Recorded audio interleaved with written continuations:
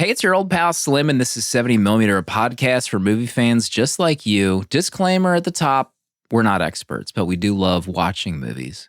With me each and every episode is my close friend and artist, Danny Haas. Hello. And our close friend and movie insider, Proto. Are you coming back to the sack or what? Every movie that we cover is connected to a theme for that month, and this time it's Scream Queens. And we're starting things off with Heather Langenkamp herself in A Nightmare on Elm Street from 1984. Who? You can use the chapters in your podcast app to skip to that discussion. Real fans know, Proto, okay? Real fans. Matt Gold, or Gould, depending on the spelling, left a review on Letterboxd, tagged 70mm for this movie. Quote, Freddy is an absolute lummox. This movie would be scary to a 9-year-old. So weird that this lives on as a banner horror movie with Fred as a monster/villain. Goober Parade. It's a B-side track on My Kim's album, Goober Parade.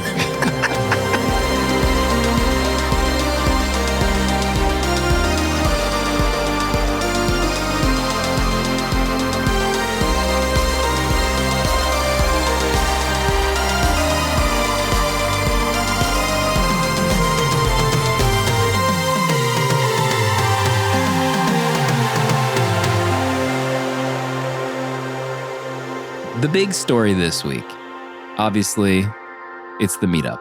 As we're recording, many people are traveling. They're like in the air. They're taking transatlantic flights to get to the meetup. If you're not a patron, you're listening to this on like a Monday or later, it's already happened. You've seen the IG photos, but as we record live, it's 2 days away. But that's not the big news. The big news is Jurassic Park Rebirth announced. Official title of the 7th Jurassic film, Proto, and it's got the original scriptwriter on the books for this movie. The same writer as the first Michael movie. Craig. No. David Koepp. Oh. The same writer as the first Jurassic Park movie. Screenwriter, scriptwriter, we'll have to check the tapes for the fine print.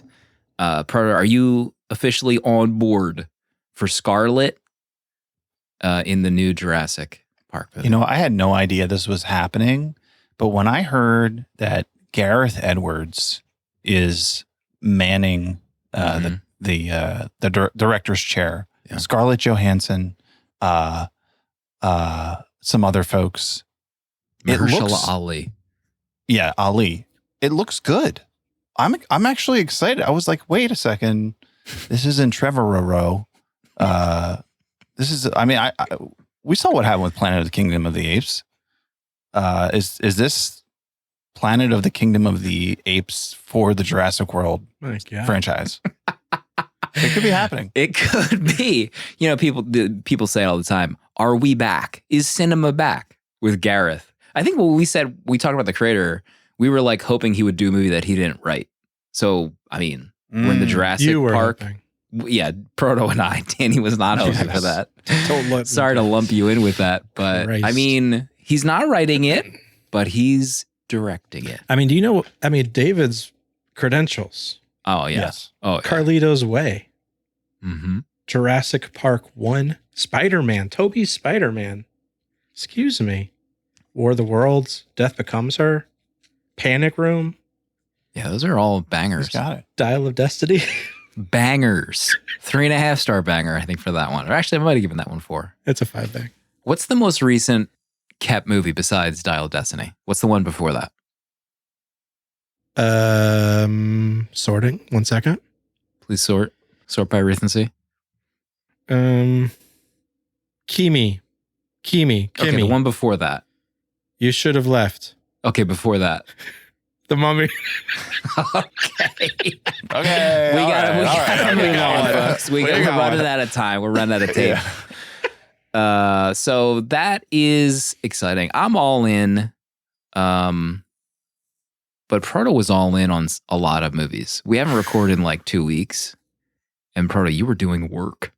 I saw you watched like multiple Space Jam movies and The Age of Innocence. Yeah. What's going on over there? What a odd mix. I was fortunate enough to have a family vacation the past week. So we were away as a family, wasn't working, left the laptop at home. And we had to, spend time at the beach, doing some activities, but then we were just hanging out, kids putting on a movie. And, you get in vacation mode. And I kind of I let the shackles off, the cinephile shackles off, Right. and just whatever you guys want to watch. Do you want to watch the Emoji Movie? Sure. Let's watch it. You want to watch Space Jam? Sure. I mean, I had a great time rewatching Space Jam. Mm-hmm. I mean, classic. I couldn't believe what I was seeing in this movie. It's amazing that they were allowed to make a movie like this. I don't know if I've ever actually sat down to watch all of Space Jam. Maybe ever. Really? Yeah. Really? I just know that Bill Murray is in it. Yeah. He's shooting Larry Jays Bird's in it. with Birdman. Yes. That's all I know.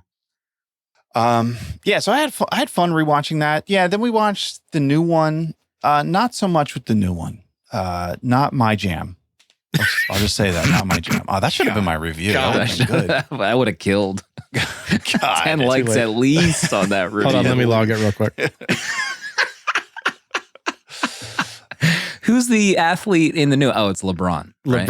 Yeah, King. You do that. the king. Yeah, The king. but yeah, I did get to watch a pick of my choice. I watched another one on my Criterion Challenge, The Age of Innocence from Marty Scorsese, 1993. I don't think I knew that he did this movie up until this year when I put it on my challenge. This is based on a novel that I think I read in college from Edith Wharton. I think I read this, but it has Daniel Day-Lewis, Michelle Pfeiffer, Winona Ryder. Daniel Day-Lewis, he's amazing in this. It's a pretty slow movie. The story is it's like New York City high society at this period. So it's kind of similar to something like, it gives you the Pride and Prejudice vibes, but The not hoity-toity. as romantic. Yeah, very hoity-toity, social ladder stuff. Mhm. But the performances were great. I thought it was good. I gave it 3 stars. It's interesting seeing Winona Ryder in this movie because I was looking at when this came out. I think she was I want to say she was relatively new on the block. Let me see. She did Just before Beetlejuice? no, Beetlejuice was 88. She did Scissorhands in 99. I'm sorry, 90, and then Dracula in 92, then this. So she was kind of on a run. I feel like she was That is a pretty hot good run, stuff. yeah. Yeah, but she's great in it too. So, yeah, I enjoyed it. I had a good time with Age of Innocence. I don't know if it's not. I want to say it's not like a top 5 Marty movie, but What was the backstory on why Marty did it? Did he or did you look that up, or did he I did not go the that book? deep. Okay, I did not go. save that it for next deep. week. We'll talk about it. Next I'll do week. my research and yeah. Just wasn't sure if there was any hidden Christianity vibes. Maybe that's what attached him to the project. I don't know. Oh yeah, I don't know. I'll look into it. I'll get back to you. Okay. Thank you. Okay. We'll make a note But of that's it. that's pretty much that's it for me. So was that after the kids went to sleep on vacation? I can't imagine you're getting daytime Age of Innocence TV time. I think it was daytime viewing. I think it was either when we came back from the beach, everybody was tired, Nap time. and this house had 4 TVs in it. My You could God. sneak away and put a You movie talk on about anywhere. hoity-toity. Yeah. 4 TV house. God. Oh yeah, everybody gets a TV. Mm. So I made I'll always make a way for a movie. Mm-hmm. Sure. I'm seeing a lot of Winona because that press tour for Beetlejuice Mhm. 2 is up and running. So I'm seeing her a lot. Where are you seeing her at? Threads, Oh. IG Explore, Reddit. The the trifecta, the holy trinity of social media. Danny, are you excited for Beetlejuice 2? Did you get a screener invite for Beetlejuice 2? No, I didn't. But also, Ooh. I've been checking those emails. I can't imagine adding one more thing to my plate right now. No, I think my last screener was for Sing Sing. At this point, I was that's on right. the A24 tickets. You're right. You're tight with A24 right now. Yeah. Yeah. I am reluctant about it because of how much I like the first one, but we'll see. We'll see. Instant classic. Well, the first one. Oh, thank you. Yeah. Yeah. I thought you were pre-calling this one. No, I mean, I'm excited. I'm going to see it Tuesday or Wednesday, I think. Nice. So Amanda is my +1 because Beetlejuice is one of her favorite movies. Yeah. So this is a big moment. It's huge. You have to time it right, Slim. I tried to time it right last time. We know. We're gonna have to get there an hour early. I'm gonna get there an hour early by hook or by crook. There's a lot that's hinging on this night. Yeah. You were on the edge of the knife. One last ride. People don't even know what's hinging on this evening of Beetlejuice 2 A sequel to one of her favorite movies. And if you drop this ball, Slim, I know. I don't have room for you at my house. What about you, Denny? What did you watch in our 2 weeks off? I watched a ton of things according to my Letterboxd. But the one I want to talk about is I went to, we have this place called Best Used Books here in Orlando. We go to a show sponsor this week. And they have like millions of used books, but they also have a giant VHS section that I love to peruse, and I've bought a ton from them there. I came across a VHS of The Legend of Sleepy Hollow, a made-for-TV movie. It had an amazing box art, so I was like, oh, rad. And I look at it, and lo and behold, it's starring Jeff Goldblum in this made-for-TV movie. Whoa. Co-starring with Dick Butkus as well. What a cast. Insane cast. It's one of the worst movies I've probably ever seen. Jeez. I think Jeff cast as Ichabod is inspired, but it's the writing is horrific. It's so bad.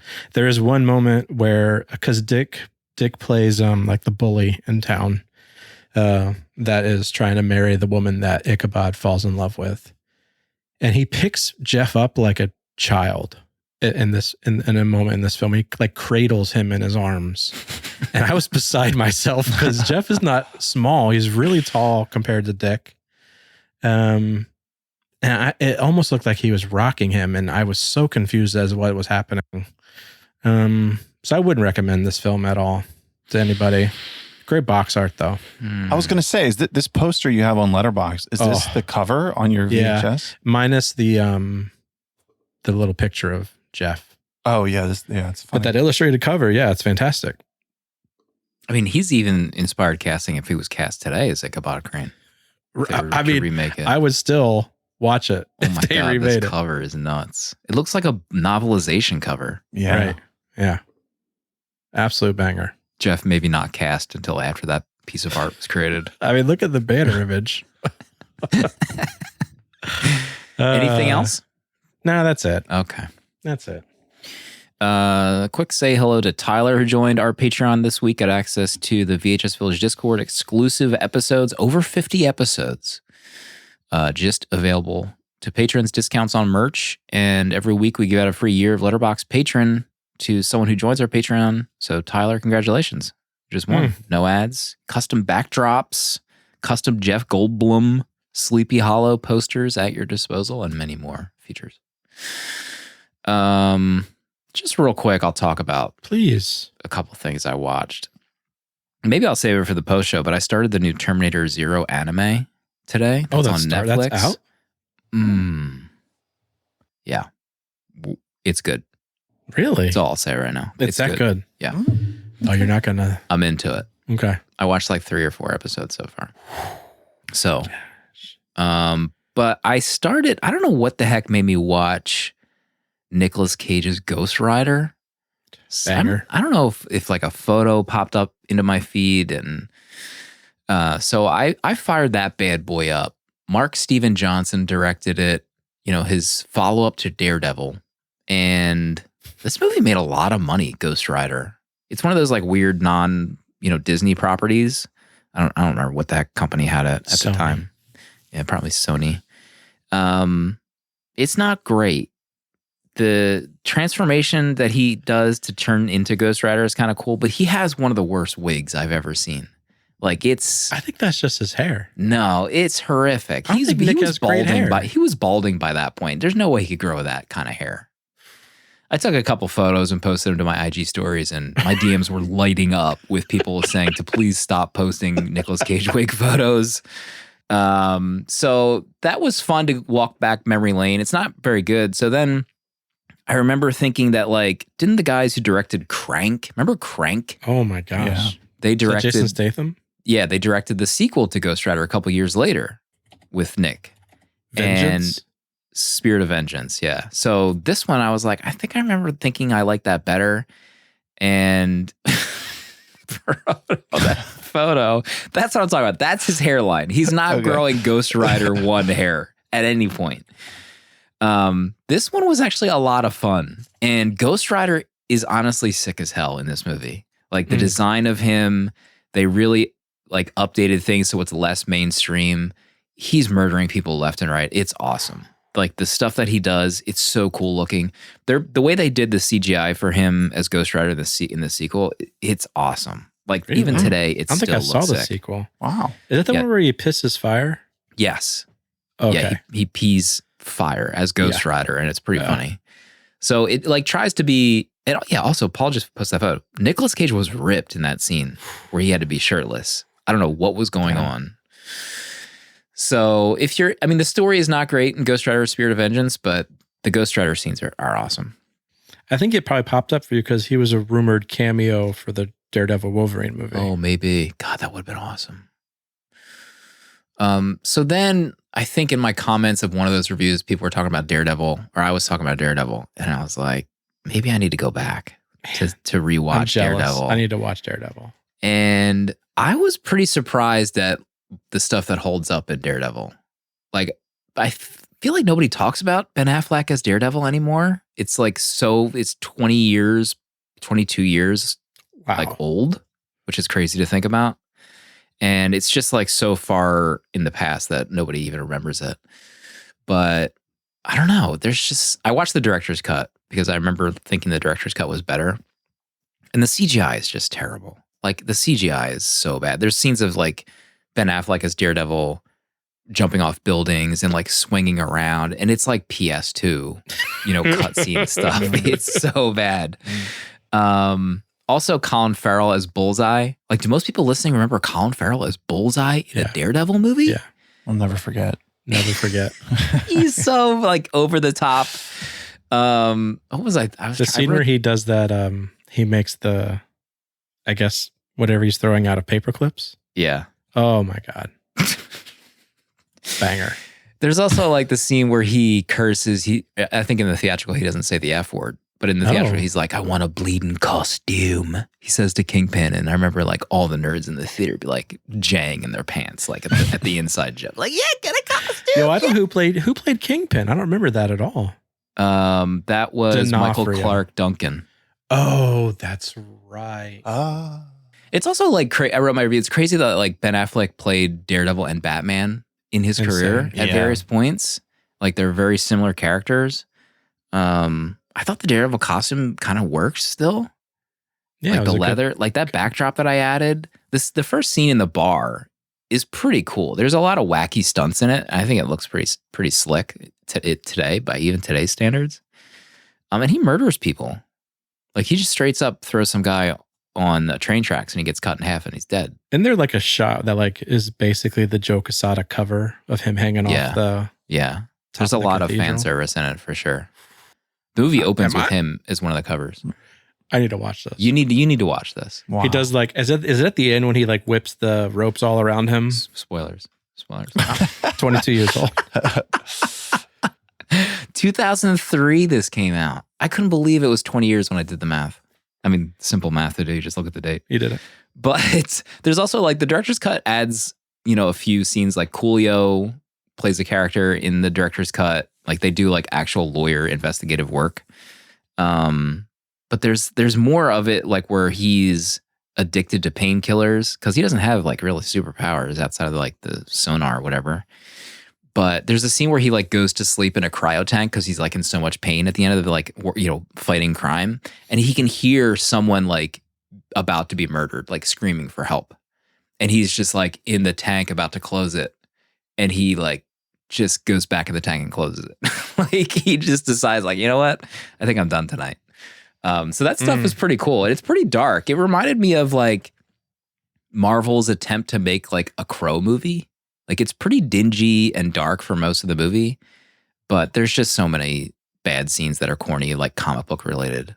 Like the montage training scenes are so bad with Garner. Oh, remember when like the bags of sand drop down from her ceiling and she's like doing her psi training? the best.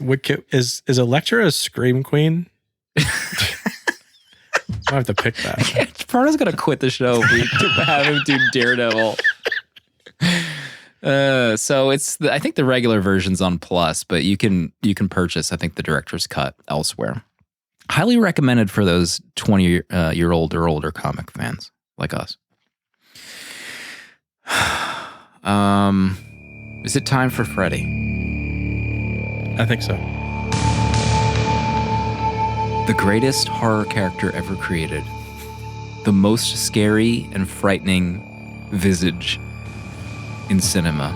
Freddy Krueger. Wes Craven. Wes has some bangers to his name. Remember Scream? This one. Remember Scream? Yeah. And the rest. So this is kicking off Scream Queens. Heather, obviously, the lead in this movie, Nightmare on Elm Street. But Proto, what's Nightmare on Elm Street 1984 all about? High school student Nancy becomes concerned when her boyfriend Glenn and best friend Nancy, sorry, that's not Nancy, best friend Tina are both experiencing the same nightmare. Freddy Krueger, a homeless man with a skin condition, insists on showing them his homemade gloves.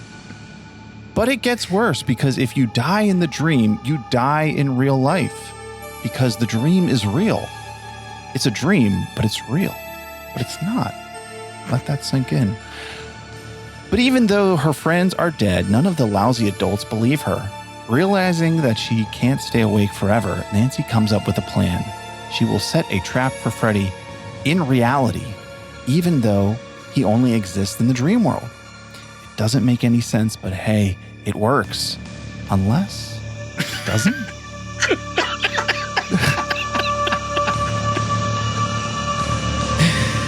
Oh, God. The Dreams. I think what was the sequel called? Dream Warrior? Nightmare on Elm Street 2 Dream Warrior. Is it? Yeah. I mean, It's got a sequel? It's got it's got 8 sequels, Proto. Wow. I think Dream Warriors maybe is the second one. Dream Warriors is actually, in some circles, considered better than the first. Oh, God. Here we go. Here we go.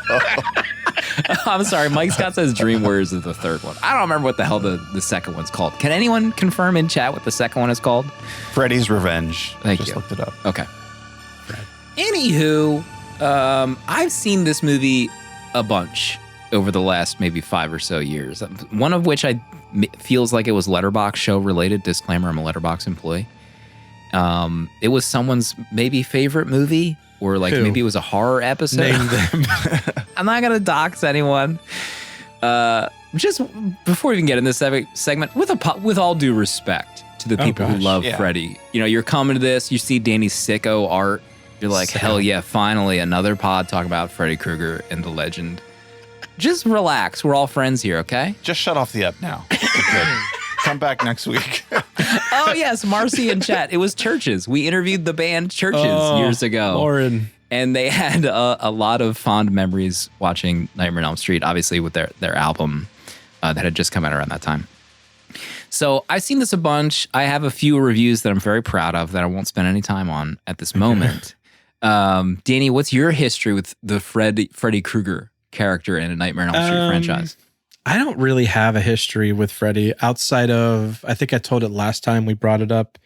Whenever we would go to rent either N64 games or whatever was at the time at Blockbuster, when one of my parents would get distracted, I would go over to the horror section just to look at this box art because the best.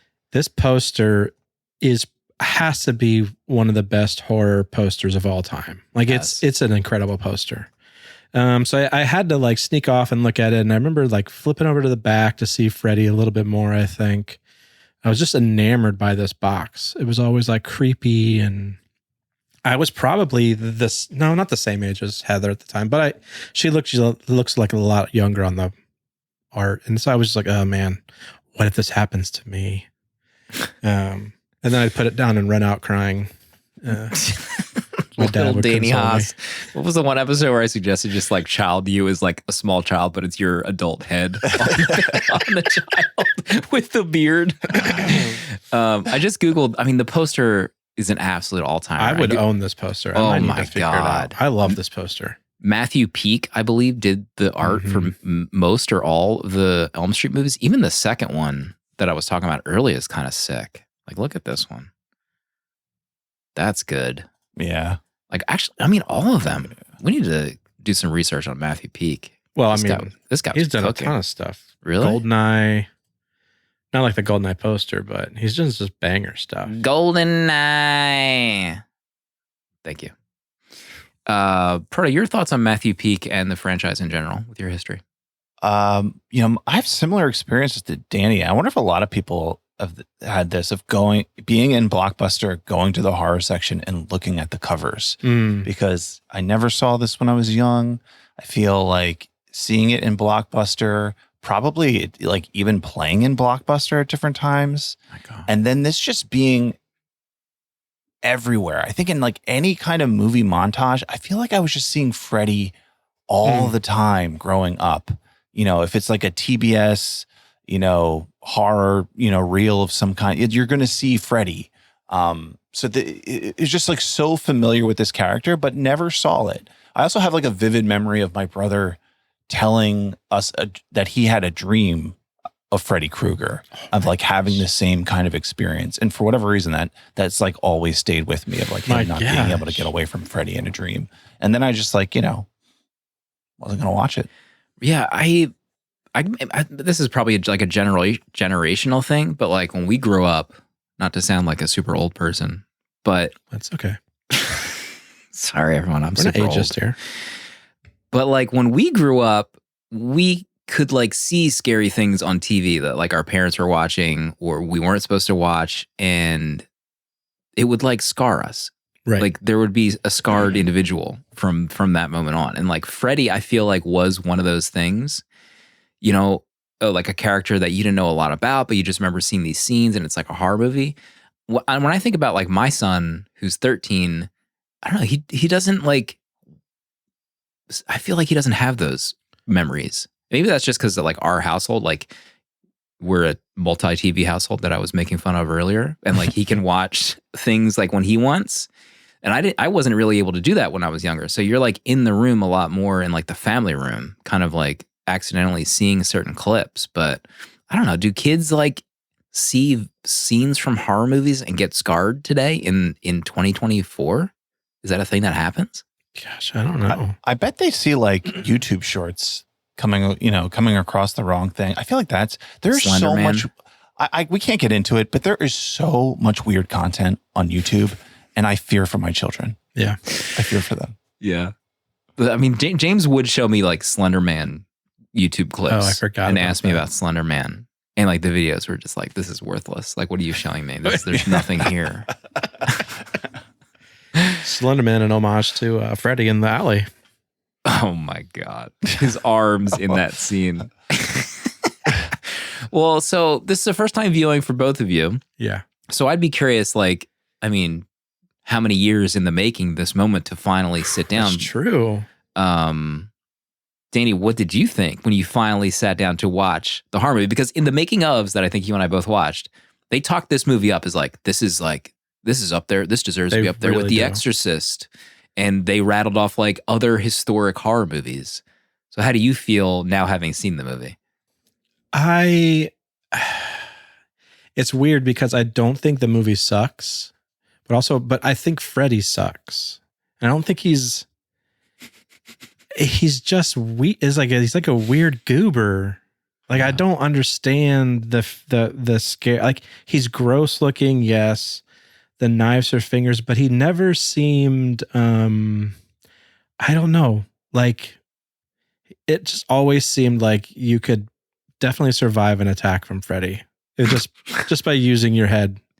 Little child Danny with the 40-year-old head and beard could Easily defeat Freddy Krueger easily in a dream state. But what I was enamored with was the practical effects in this movie. Yeah. Even before watching the making of doc, I thought some of the effects were absolutely insane. I mean, my first note is Tina's death. The friend who is in the rotating bedroom on the ceiling, the blood. Mm-hmm. What a gore fest. Like that was like insane. And I was like glued to that moment. I couldn't believe what I was watching. It was like the lead up of me being slashed by Freddy and then her fighting him off in her dream, but we're watching her in reality as her boyfriend watches her get murdered by Freddy in her dream. And that was like, I don't know. I was kind of like, oh, maybe this movie is awesome. And then it keeps going and it's not. But that scene alone really, I thought about it after for a while. And then when they talk about the making of, shooting the rotating bedroom, they had to strap the boyfriend to the floor and then like glue his hair down so it didn't. Lacquered his hair. They lacquered his hair so it wouldn't. When he's being flipped upside down, it didn't move. It just one of those things that I always talk about where I would love to have just stood on the sidelines and watch them film that scene because it's rad. Yeah. The gallons of blood when it pours out of that bed. Insane. I was surprised that they made this for less than $2 million. And I think he said they shot it in 30 days. 30 days. Wow. Like, what? Yeah. Insane. So I tried to see what recent horror movies were made. I think like with inflation, that's like 6 million or like 7 million. Still so I tried nothing. to see like what movies were made with that kind of budget. And one of the top results was Barbarian. Remember that movie? Oh, really? Barbarian, I think, like was that. made for under 7 Oh million. yeah. That's crazy. Which kind of makes sense though. Yeah, there's not a lot going on, but also The Invisible Man, that new one that was out a couple years ago. I think that one was also under 10 million. So it can be done successfully. Proto, same question to you. It's been years in the making coming to Freddy, Nightmare on Elm Street. Heather, Scream Queen month. Yeah. I didn't really know what to think or what to expect. I assumed that it would be scary with, I didn't grow up watching Halloween either. Hadn't seen Friday the 13th, and we've covered those.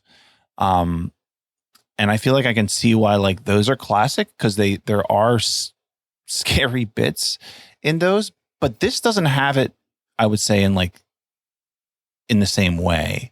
I was kind of surprised at how like not scary this was and more so goofy and kind of, like silly. I agree with Danny. It's just like the effects are very cool. Like I kind of was like, kind of sat up at that first moment of Tina getting it in the bed, the room spinning around. It was the amount of blood. A lot of blood. Yeah. It was a lot of blood. But I kind of think of that meme where it's like the half of the horse is like a masterpiece and then the other half is like drawn by a child. And it's like Freddy and the story were done by a child, but the effects were masterpiece. Yeah, it's crazy to me. Like in that doc, I feel like maybe we're in the minority. Like we didn't necessarily grow up having seen it, and we don't have the fog of nostalgia. I guess that the majority of people do that love this, but not. Only the first time watching this as an adult, it's like Freddy is the absolute worst. Like he's maybe the worst villain in horror movie history. It has to be. And there's no comparison. There's no one that even comes close to how lame Freddy is. It's so wild to me how different, like, because we watched like Hellraiser. Like I feel like Hellraiser slaps and it's so fun. Right. And I think it's kind of scary still. But like this, I'm like, what are people thinking in 1984? What's in the water in 1984 and the mid to late 80s where this is tops? I don't know. I mean, even Tina's beginning nightmare, I wrote down Freddy running with a full diaper. What was he doing in that alleyway? don't know. I don't know. I would have asked for 5 more takes. Robert, Robert, stand upright when you're running. Please, you need to go poo-poo, Robert. He was even doing it in the alternate take they showed in like the making of. He's still doing the crab walk Paul mentioned. I mean, I will say that like maybe my first point would be that like the idea that this stuff can happen in your dreams is money. Like this is a money making idea that Wes Craven like realized. And he talks about in the doc how he read like these stories about people dying because of like a nightmare they were having and it like haunted him. And he's like, oh I need to make a movie about that. Like that stuff is great. Like that is frightening. And maybe that's the most frightening thing that stuck with people. And then like the Freddy is just like an add-on. But I really enjoyed that. And I already did watch the series and I feel like I didn't like it that much, but it's like making me want to go and rewatch them again. Just like, maybe I was wrong. You've seen all of these films? I did a Journey a couple years ago and I feel like they were all bad, but I'm curious. Well, the most interesting one is New Nightmare, which he came back to do. And it's like a meta movie similar to how Scream was, where they're making a Freddy movie. And then Freddy starts to like haunt the people in the movie. And I remember thinking it was pretty good. Interesting. So yeah, the dream stuff is cool. Like I like that dream stuff and how it's like people are afraid to dream. And there's like at least 2 scenes in this where I remember for the first time that I had seen this scene was actually a Simpsons homage. So drink. I've mentioned Simpsons homage. Like when she wakes up in the dream in the classroom screaming, there's a famous Simpsons moment where Martin does that, but Martin like dies in class. I love Martin. From Willie. Like Willie is the Freddy Krueger character. There is just a lot of stuff in this that has stayed in the culture, like for sure. Like there's like this movie has so much staying power. It's kind of ridiculous.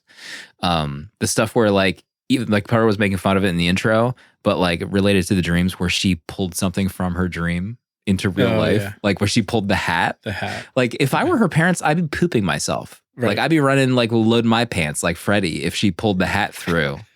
And you kind of see that when she first mentions his name, like who is Freddy Krueger to both her parents, and they both start to like, crap. Oh, that's the guy we murdered. So yeah, the dream stuff, Proto, I'm not sure if you felt the same way, but I love the dream aspect. Yeah, I love that too. I think the concept is really great. It's like perfect for a horror story, and you could see why they would go on to make so many other movies, because it does feel like an endless well, right? Like you could just come up with endless iterations of this kind of story. I was a little bummed that they never really give you much of like the how and why. You know, I guess you get a little bit of the background, but I wish there was just like a little bit more. Like, can we cut one scene out of Nancy trying to stay awake but then falling asleep and just give us a little bit of backstory as to like how Freddy got here, or like why he's doing this, or just something else to kind of give you some like grounding to the story. But it never comes, and that kind of sucks, because it's a cool setup. Mm-hmm. Yeah, like even a quick flashback of like a mob of parents cornering. That's what I thought we were going to get Freddy at some point. Yeah, that would have been cool. There was things that confused me too with Freddy, with the dream sequences, and I guess maybe it's not meant to be like, I don't know, figured out. But when the mom gets killed and the portal in the bed opens up, hell yeah. What? I don't understand what happened. Like, I mean, you could say the same thing about the ending. Like, how do you even explain any parts of those scenes? Right, the Freddy mobile. Yes.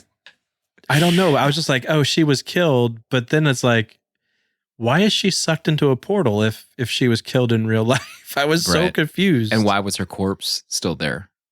Yeah, right. Well, yeah. I don't know. It's very strange. It's best not to think about it. Honestly, yeah. That was like made me sit up in my seat and like rub my forehead. Like, what just happened with the portal to wherever she went? I honestly think like that ending with the car was maybe like an idea that they had, and then Wes Craven just being like, what if we just pull her through the window and end the movie? Like, it doesn't have to make sense, because that is kind of like nuts, her getting sucked through the door window. So crazy. Like the obvious cut to a dummy body at that last second was so funny. They talk about that in the doc, because it was supposed to, the scene that was cut was she gets in the car, and when she looks back, Freddy's driving the car, and then he drives away with her and it ends. But they didn't like that ending. So they made the Freddy mobile, and then the mom getting sucked in the window, which was so wild. I would have preferred what they showed in the doc, where Freddie just Heather's driving away looking with her. out the passenger side mirror, and she moves her head, and it reveals that Freddy is driving. Like, that was cool looking. And she's like screaming for the mom, but the mom is still like waving goodbye, like nothing's happening. Yes, like that was a good ending. Yeah, but.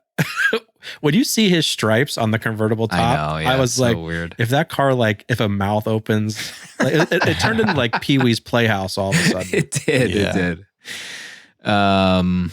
So Danny, what's next on your list? I was going to two? talk about Heather, since we're Scream Queens month. Mhm. I really liked her in this. I thought she was actually really good. I think maybe the writing isn't terribly strong for her, but for a Scream Queen and in a horror movie from the 80s, she was exactly what I kind of hoped for and kind of expected in this film. I thought she was great. The scene, I guess towards the end, when she's actually like barred into her house screaming, I think it's really dug her. I think that was like pretty solid performance from her. I really liked her in this better than she's probably the best part of this film, honestly. The acting and then the effects. Mm-hmm. Yeah, and she's in, there's some iconic scenes, like that bathtub scene with Freddy's Bathtub scene. glove gosh. coming out. Like, holy moly, what a scene. She does come back in the third one, and then New Nightmare. I think she's the star she's in of New Nightmare too. Yeah, so maybe I'll watch that. it might be time to go back on the Nightmare on Elm Street journey. I'm not going on a journey, but I might watch New Nightmare.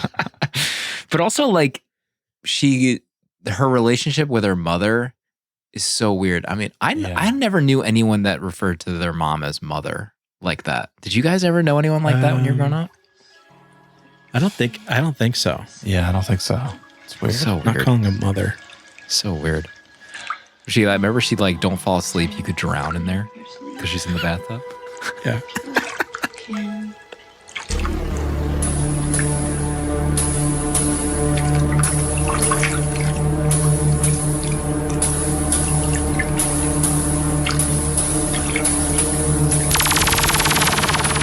Nancy? What, Mother? Don't fall asleep in there. You could drown, you know. Oh, for Pete's sakes. It happens all the time. I've heated up some warm milk for you, honey. Warm milk. Oh my gosh. When the mother comes in, so like Nancy is fighting for her life in this bathtub, almost drowned multiple times, claws her way out. Her mom comes in the room completely out of breath, and like Nancy's fine, but the mom's like, are you okay? It's like she ran up a flight of stairs while Nancy just fought for her life. Oh, God. Poor girl. She's an alcoholic, obviously. Yeah. That's Right. a lot of work for her to bust through that bathroom door. Her poor lungs. Her hiding that bottle in the Oh stack my of towels. So goofy. I really thought she pulled out a bottle of bleach. Oh, yeah. Your review is good. Proto, next on your list. I had no idea Johnny Depp was in this movie until his name was on there. And it's kind of crazy to me that like this is like his first movie. Yeah. And like to think that like he was like this, like, this is a classic horror movie that people remember. And this was like his first role. And then hearing like he went on to do, I think 21 Jump Street was like his big breakout role after that. And of course we know the rest. But it's just wild seeing him in this as like not a lead and not as the Johnny Depp that I know. He's just like baby Johnny Depp. He's also kind of a goober himself in this. He's like a straight-laced character. Nerdlinger, almost. Cops. Poor guy also could not stay awake. His poor girlfriend, like one request, just stay awake. I know, yeah. You had one job. I love that scene of him on the bed with the TV in his lap. Gosh. Like Was this a thing? Did kids in the 80s have a mobile TV just sitting on their lap like that? A lap TV. How much Falling did that thing asleep? even weigh? Oh, they're heavy. You know they're heavy. Yeah, that had to be heavy, right? That's like 50 pounds. That's a CRT, right? So that's Yeah. got to be heavy. I mean, to be honest, I would love to own that TV today. Like, can you imagine that on the corner of your desk? That old my ass TV? gosh. Maybe hook that up to just something playing on loop. Oh my But God. how much would that setup cost in the 80s? A working Like, CRT? Oh, in the 80s? yeah, like That's buying that's a that. $10 TV. Really? In the 80s? That's $1 million. not- Yeah, I feel like that would have been like $1,000 in the 80s. I mean, you could buy a house for like $3,000 back then. The TV had to have been like nothing. It's like a tank of gas today, pretty much. $50, $60 I'm looking bucks. it up. Somebody look it up, Is please. Johnny Depp a boomer? Yes, he's like 80 now. He's- I don't say this as like a gag, but when he first appeared Yeah, on right. screen, he reminded me of Timothy Chalamet. And then I was like, what if Stop. we did Nightmare on Elm Street again? Maybe Jordan Peele directs Oh. and produces, and then we get like just this Oh. like newer, updated cast. I'd be into that. Be into it. I'm into it. Listen to this for Heather. What if they get Florence Pugh? Okay, that was a joke. She could be Tina. Yeah, she could. They couldn't afford her to be in the whole movie, so she'd probably have to be killed off. Yeah, that's true. All right, the Paul in intern, chat says Nicolas Cage is Freddy Krueger. obviously. The intern is telling me that in 1984, 15-inch TV would typically cost between $250 and $400. $400? No. And then money or now money? Well, it says adjusted for inflation, that's roughly equivalent to $700 to $1,100 today, In 1980. which sounds about right. If I saw my son resting a $400 TV on his nutsack, Yeah. That price, is that right? We got to find some like old ads from 1984, like Radio Shack there's got to Yeah. be an old listener, right? pamphlets. Where's Art? Art, do you know how much I didn't want to TV? You just called him out. We need to ask Art, Run Mike D, and H to see how much that TV would have cost. All right, I just Googled just randomly. It says NAD's legendary 20-inch M20 video monitor cost $800 in 1984. We need to start an investigation of this. What? All right, Enough. enough, please. We talked about dreams. We talked about Heather. I thought the music was pretty good. I think I Yeah. liked the music maybe the most on this rewatch. Pretty good vibes, like the synth stuff. Charles Bernstein, I think, was the composer. I thought it was good. And like some of those like kind of tense scenes where it like picks up, I thought it was pretty good. Pretty good. I was trying to see what else he's done that I would have heard, but nothing. Literally nothing. Cujo. Okay. Look What Happened to Rosemary's Baby. Rumpelstiltskin. Oh yeah. He probably started getting that, ads like Mhm. The please come Entity, to our horror Deadly movie, Friend. please. Yeah. There's a Radio Shack catalog website.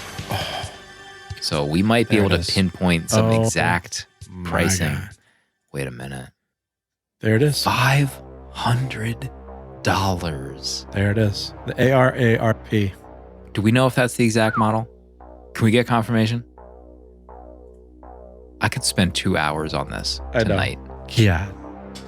That's Oh a my God, this sexy website TV. is awesome, by the way. I'm going to post it in chat. I'm going to this entire week, the next 7 days, I'm only going to be on the Radio Shack catalog website. Oh my God, the high Cross-referencing quality with eBay res right now. Oh of my these images God. is insane. This animation for the pages? Oh my God. Like, should we pause the show No. for the next? Yeah, focus. mean- Get out of this nightmare. Oh my God, all right, I got to close this tab. We got to focus up here. Oh wait, Paul, you can hear those page flips on my monitor? No, maybe your own computer. Sorry, I was in a dream. Where are we at? We talked about the music, so I think it's. Did I get Proto's number 2?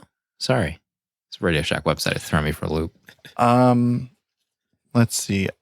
I was surprised at how I guess clean isn't the right word, but I guess kind of like tame in some ways. Like, yes, the kills are pretty brutal of like the gushing blood and the blood aspect, but in some ways, like they're so like off the wall that they're not like gross or like scary in like a way. Like I felt like you referenced Hellraiser earlier. Like I felt like Hellraiser is of like a dude with no flesh.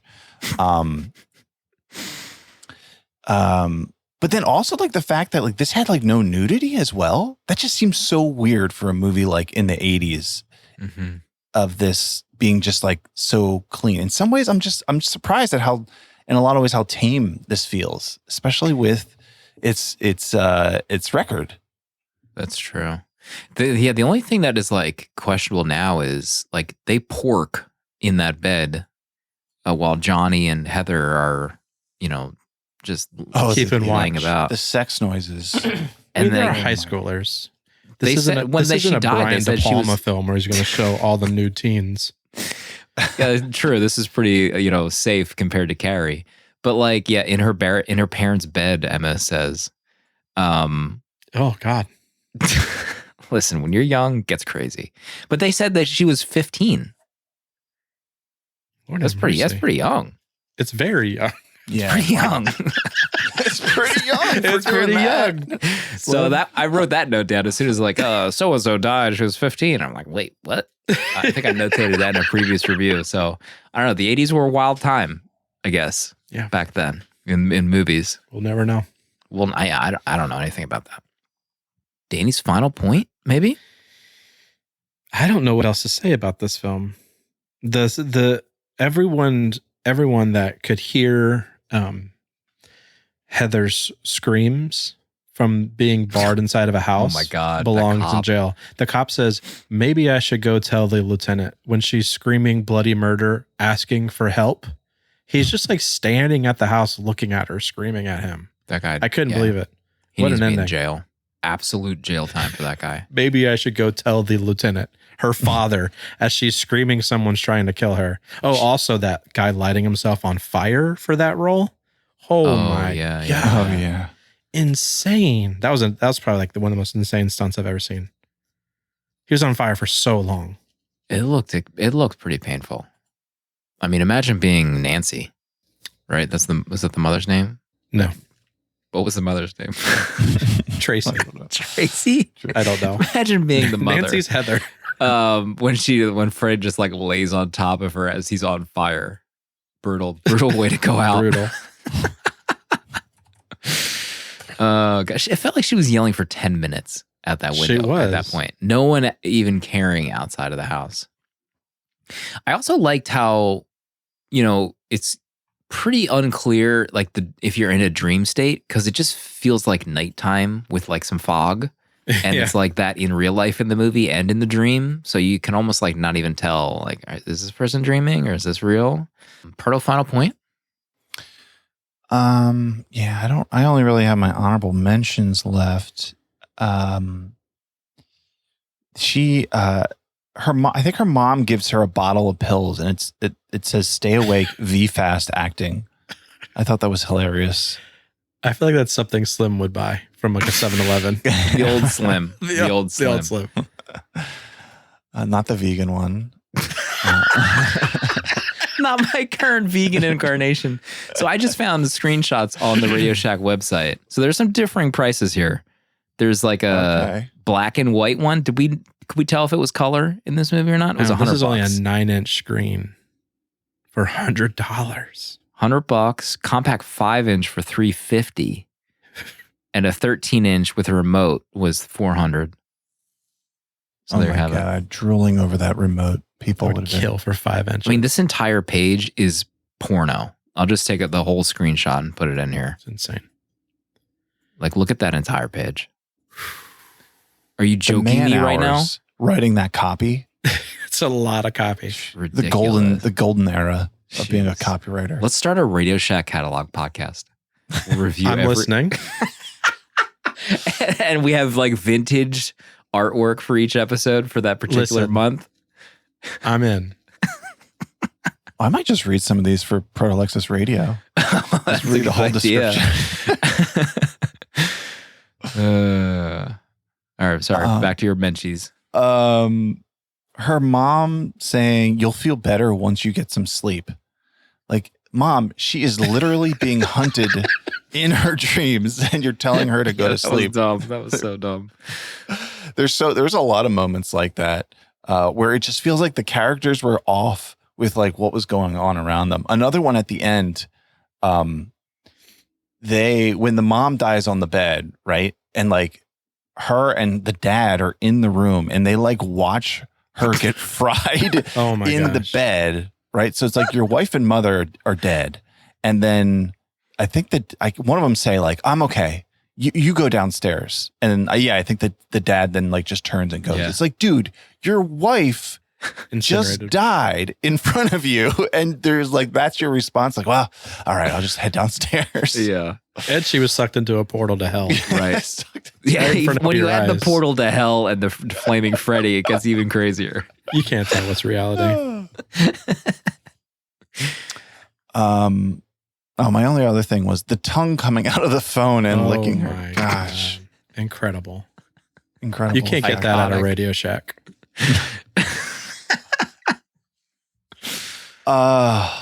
Freddy Krueger,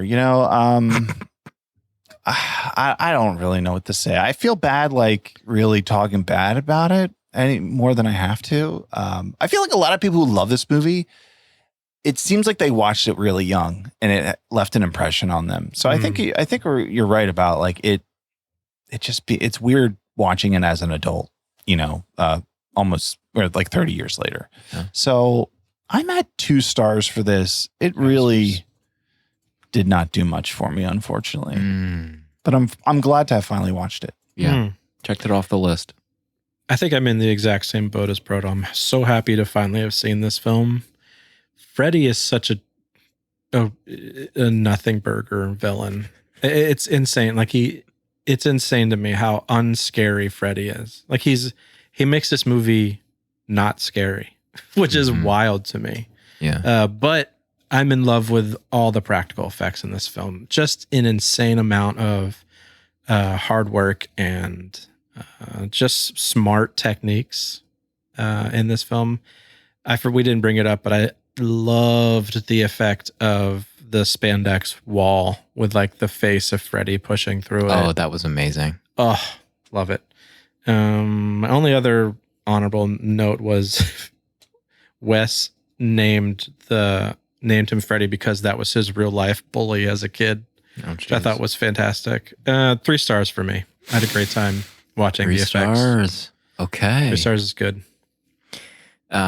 If the people that make RadioShackCatalogs.com want to collab with us at any point, we're open to brainstorming. Look at this.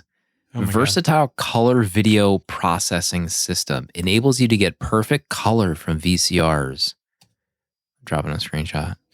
Wait, I need this now. And video disc players and computers. Video disc players.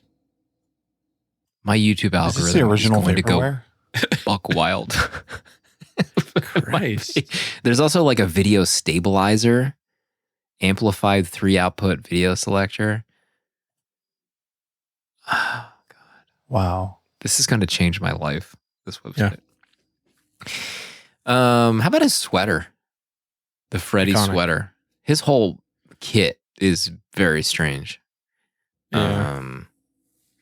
I once had a sweater with these colors. Like the big stripes, just like this. Really? I have one now. I was Freddy a couple years ago for Halloween with Amanda. Oh my gosh. Are you going to wear this to the meetup? No. Did you figure out what watch you're wearing to the meetup? Yeah, I said it. Casio, baby. Oh, okay. JK, I don't know. Freddy's long arms. I bet when she slides his face off and it's like the bony skull face underneath, that was sick. Nasty.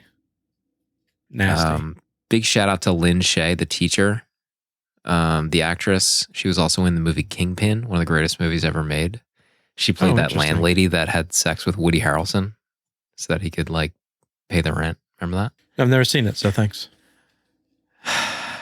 Yeah, one of the greatest movies ever. The music in The Cellar is rad. Him laughing is corny. His tongue, lol. Warm milk? Gross. Yeah, she offers her warm milk. Oh, yeah. Disgusting. Out of my face. What are we doing? 80s. There's one scene too where like the next night, Johnny is like in her bedroom, kind of like joking and laughing. Like her friend was just murdered the night before in one of the most gruesome murders in the history of the state, probably. I don't know what's going on with that's Johnny. the other thing. How is this school not closed for a day? Like a student murders another student and everyone's expected to go to school the next day? Different Insane. time. She was walking Different out with her time. backpack saying she's going to school, Mom. In the world. It's also crazy, like in this neighborhood, Freddy Krueger killed 20 kids, like in real life. Yeah. And he got off on a technicality and they just lit him on fire and killed him. Like, it's crazy how that urban legend hasn't spread, or I guess it was the 80s. Like, would you know if that had happened in the 80s? Probably not, but so wild. How big was this neighborhood? 20 kids is a lot. 20 kids is a lot. How are there any survivors from the haunt That's like a state, that's a countrywide epidemic. There should be news stations in that in town. the world? That's an 8-part series on Netflix now. That happened. How about killing 20 kids and getting off on a signature technicality? Right. What technicality is so there can't egregious that be- you get off on that? What was her line too? She's like, the lawyers got rich and the fat cats got yada yada. Getting enough with that. Freddy coming through the mirror was pretty sick. Yeah, I wrote down, it's okay, you can sleep. My comment was, why exactly? Question mark? Pretty funny. She starts setting traps. Like all of a sudden becomes like, Home Alone / Rambo. That was amazing. Oh yeah, when the cop, she finally gets pissed off at the cop. She's like, "Get my dad, you asshole!" That was awesome. And when Freddy falls for some of the traps, and he's just like getting owned. Like, you are the worst, Freddy. You're absolutely the worst. Them rolling around on the bed at the end. My God. Like I wrote it in an old review, but I must have blinked and I missed it. But doesn't he like get scared at one point by her by accident? Like, doesn't she scare him? Maybe that happens towards the end, but I just remember like a visceral scene where I was so shocked that Freddy was like frightened by Heather. It's so bonkers. The nonsense ending, multiple endings. Bumping it up to 2.5 stars this time. My gosh. Yeah. We're doing it. It's slow. It's going back up. The Nightmare on Elm Street saga. Mm-hmm. So, Heather, I'm going to see you again in Dream Warriors #3, and I'm going to rewatch New Nightmare. Okay? Scream Queens is plan. off and running. It's a good plan. Next week, we will be talking about our big screening in Center City, Philadelphia. And we're also going to be talking about the movie itself, Psycho, from 1960. Alfred Hitchcock, Janet Leigh, Anthony Perkins. There's a 4K available of this. I've been informed. Our team has let us know. We will be watching the 4K at the theater. I mean, it's going to be one of the best nights of our lives, Dan. It's my top 4, baby. It's a top 4 movie for me. I mean, I don't even know what to expect. Very excited. Mm-hmm. You haven't watched the sequels, right? No. No. Interesting. Been waiting. Heard good things. Might be fun if we did a Psycho 2 drop. Oh. For patrons or something. If we're feeling it, If we're feeling it. Proto screen just went blurry. Proto's looking for the I'm close down for call. Psycho 2. Oh, There it is. Okay. Confirmed. Or maybe that's like a bonus app or something. We'll noodle on it. See what works best. Love noodles. Proto, final thoughts this week, maybe on Psycho as we drift ahead to the meetup in mere days. Can't wait to watch Psycho with all of our friends. It's going to be a night. Oh, God, he's getting choked up. Let it out. This is a safe space. Safe space. It's going to be a night to remember. Very excited. I'm also very excited for Rings of Power Season 2. Listen, I just watched the first episode. We are so back. Oh my God. I'm in love with this show already. Folks, deny the haters. Listen to me. The show has the juice. Okay? Goodness. That's the juice. That's all I'll say. Oh my God. We'll see everybody at the meetup, and then we'll see everybody next week for Psycho next week.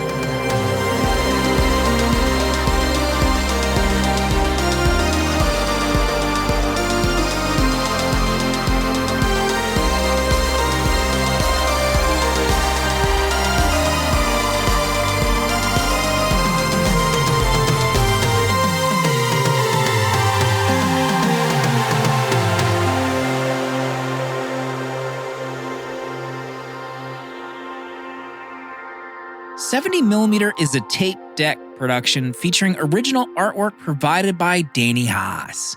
Spiritual guidance and V'ger, the robot who loves movies, provided by Pertalexis. Producer at large Dale_A. And music composed by Cinematric. Prints and other merch are available on 70mmpod.com. This episode was mixed, edited, and produced by me, Slim. Support our Patreon for access to our VHS Village Discord to talk movies with new friends, access to our exclusive episodes in the 70mm vault, discounts on merch, uncut episodes, and a physical membership card mailed to you. To check out other Tape Deck podcasts, find the link in the episode notes. And if you'd like to support our friends at Letterboxd and upgrade to Pro or Patron status, you can do so with a 20% off discount using the links on 70mmpod.com. Goodbye.